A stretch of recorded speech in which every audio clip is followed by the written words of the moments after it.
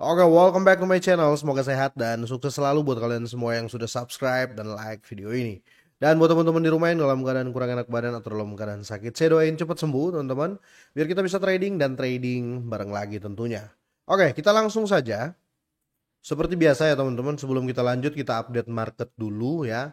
Per video ini saya buat ya market menguat teman-teman ya. Kalau kita lihat untuk market cap juga naik hampir 2% ya. Sekarang di 3,33 triliun dan kalau kita lihat overall market overall crypto ya bisa dibilang 90% cryptocurrency dalam 24 jam ini ngaceng ya teman-teman ya. Kalau kita lihat di sini ya Bitcoin juga hampir 2% ya 1,57%.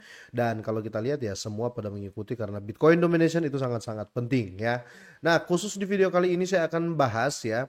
Ada update terbaru terkait Cardano ya, yang foundernya ya atau CEO-nya itu Charles Hoskinson speak up terkait ada kerjasamanya dengan XRP. Ini penting banget teman-teman karena selalu saya tekankan untuk XRP dan Cardano itu jangka panjang dan ada terupdate juga untuk Pi Network ya.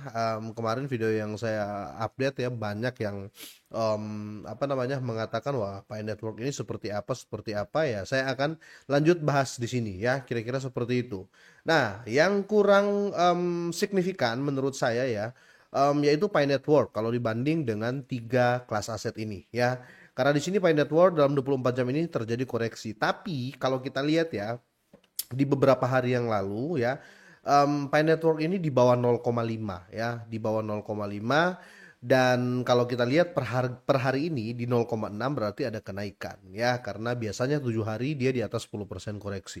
Tapi per hari ini ya, dalam 7 hari ya hanya tinggal 4,81% ya untuk koreksi dari Pi Network. Kita masuk ke berita pertama teman-teman ya, ini menarik banget dan buat teman-teman semuanya saya mau pesen ya. Buat kalian jangan terlalu panik ya melihat fluktuatif harga cryptocurrency ya. Di akhir-akhir ini ya, kalau terjadi penurunan pasti akan terjadi kenaikan kembali. Kenapa saya berani mengatakan seperti itu? Karena arus ETF itu lagi kenceng-kencengnya untuk Bitcoin. Jadi kita bisa berharap di sisi Bitcoin domination ya.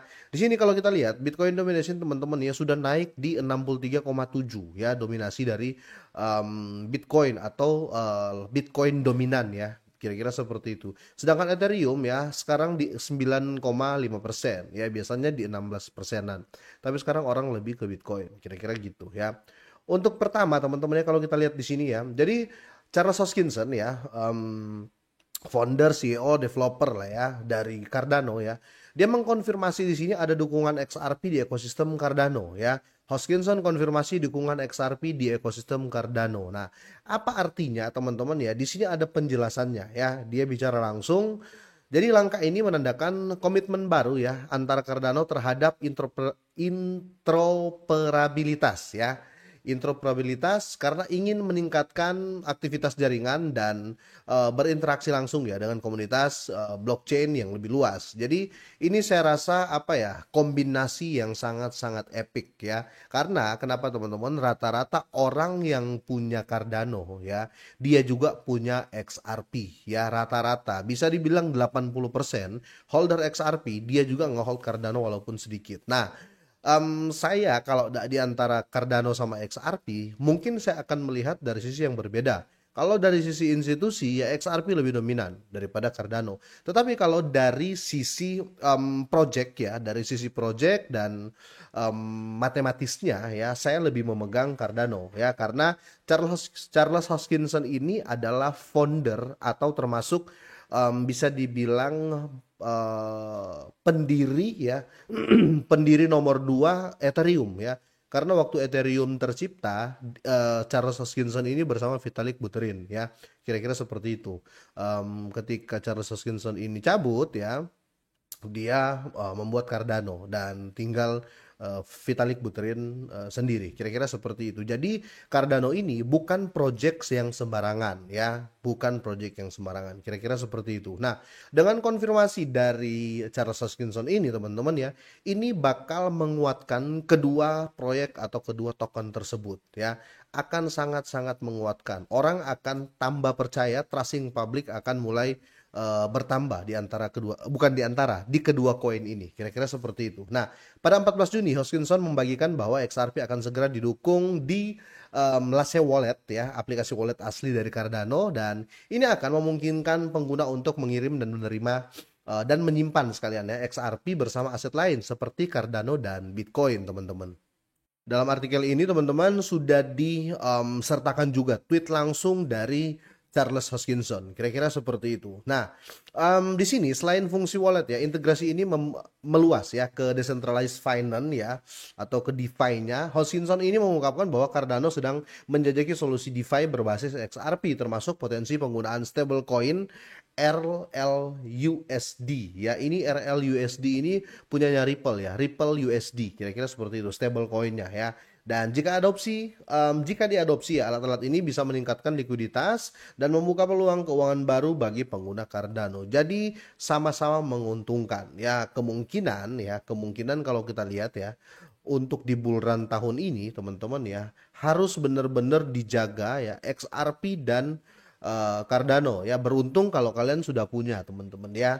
Kalaupun tahun ini tidak terjadi kenaikan terhadap Cardano dan XRP ya, tidak sia-sia kalian kalau hold jangka panjang antara Cardano atau dan XRP ya. Saya harap karena harganya itu belum mahal-mahal banget ya, kedua-duanya kalian prepare ya.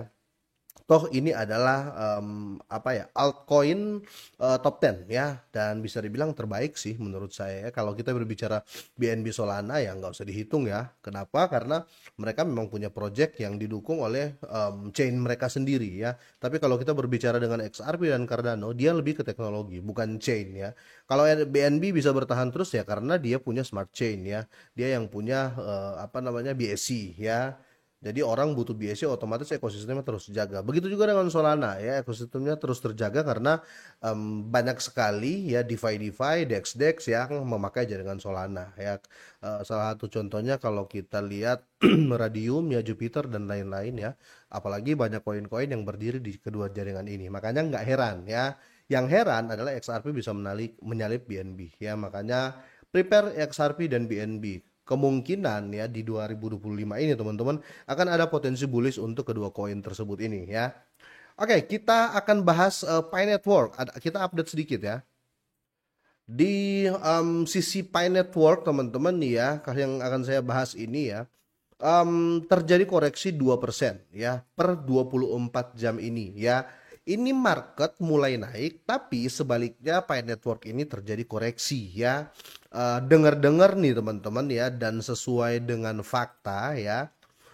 Di sini Pi Network ini memicu reaksi beragam karena update dari domain PI ya, gagal mengunggah ya. Kalau kita lihat di sini teman-teman, ada kegagalan yang terjadi di project Pi Network. Tapi apakah kegagalan ini permanen, fatal, ataukah hanya sebagai gagal sementara ya, akan kita lihat di sini. Jadi ada 3 poin ya. Jadi update lelang domain.pi ya, domain.pi ini dari tim inti dari Pi Network ini menghadapi reaksi beragam karena Pioneer mengungkapkan kekecewaan atas kurangnya perkembangan besar. Nah, di poin kedua, meskipun ada beberapa kemajuan ya dengan domain.pi, harga token Pi Network ini telah turun 60% dalam 1 bulan. Jadi yang nyerok di bulan kemarin ya sudah minus 60% dan minat dalam lelang sangat minim. Jadi ketika mereka lelang domain.pi ini teman-teman ya, ini minatnya sangat minim, orang kurang tertarik lah ya, kira-kira seperti itu. Tapi kalau kita berbicara project ya, segala sesuatu itu bisa terjadi ya, segala sesuatu itu bisa terjadi. Kenapa saya bilang seperti itu? Ini adalah project ya. Mungkin saja saat ini orang tidak tertarik dengan domain yang dilelang oleh Pi Network atau .pi ini ya. Tapi ketika nanti waktu terus berjalan, yang penting project ini tetap hidup ya, akan ada waktu di mana dia akan ramai. Kira-kira seperti itu. Jadi jangan terlalu mengacu ke harga saat ini ya. Ini ya biasalah fluktuatif harga. Kira-kira seperti itu teman-teman ya. Nanti kita akan lihat teman-teman ya, project-project selanjutnya dari Pi Network ini akan seperti apa. Tapi minimal dia sudah punya project. Berbeda dengan koin-koin meme lainnya yang projectnya belum jelas ya. Kira-kira seperti itu. Ya memang, agak kecewa sih ya karena di sini pionir ya atau banyak holder dari Pi Network ini kurang tertarik pada domain.pi dibandingkan update lain ya. Jadi sini para investor dan pendukung jangka panjang untuk Pi Network, dia menantikan pengumuman dan, perkembangan terbaru ya dari tim Pi Network ya. Mereka percaya setiap pembaruan dapat, membangun fondasi untuk apresiasi harga. Ya, saya sih percaya itu, tapi tidak bisa jangka pendek ya.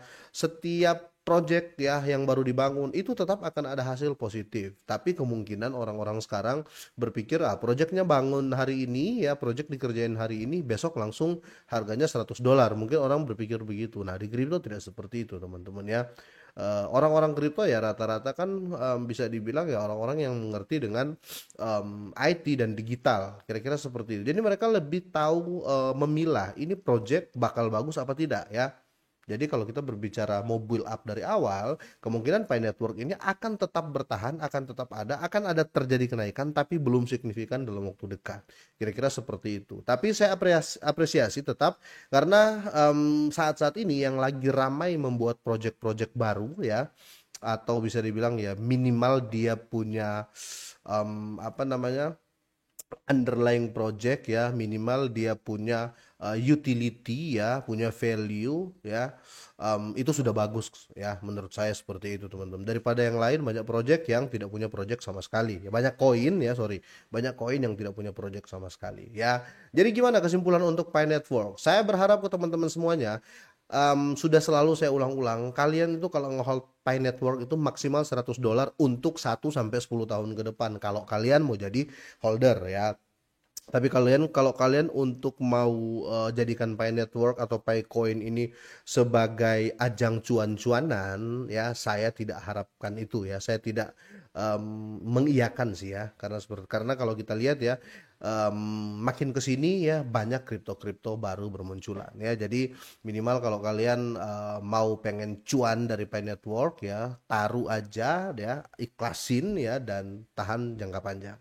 Karena selalu saya ulang-ulangi, ini baru tahun pertama Pi Network di bursa cryptocurrency. Ya, kira-kira seperti itu. Oke, sampai di sini teman-teman. Menurut kalian seperti apa? Boleh kalian drop komen ya. Semoga ini bermanfaat. Semoga sehat dan sukses selalu buat kalian semuanya.